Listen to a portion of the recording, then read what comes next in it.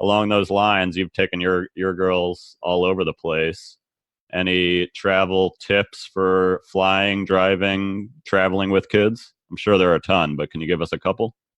In terms of flying, I think there's a lot of like little things that people could do that we do to make traveling um, easier when it comes to airports and planes.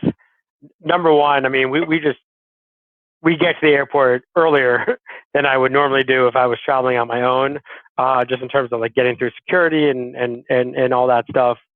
We do one of our first purchases from when my first daughter was 3 months. We started traveling. We have and now we only use it for my younger one, but we have a stroller called a Baby Zen Yo-Yo, which is the only. There might be some other ones now, but for a very long time, it was the only stroller that it folds up and it actually fits in the overhead of any airplane. So you don't have to gate check it.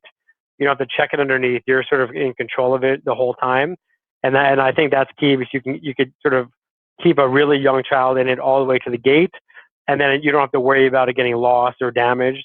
Hmm. Um, and then, what people who don't travel often might not know, regardless of your status or where you're sitting on a plane, you are anyone traveling with minor children are entitled to board first to give yourself a little extra time.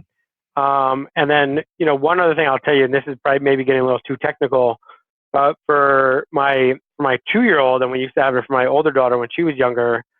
Now that my 2-year-old is no longer considered a lap infant, and we have to buy her a seat, she still will, she's still not going to sit in her seat the whole time, and she's like a little monkey, jumping all over the place.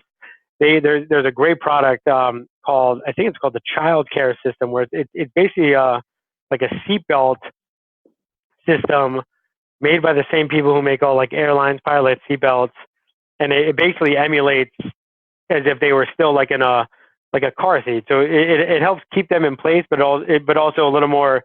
It's more of a safety thing, keeping them more secure while they're if there was any turbulence or anything like that.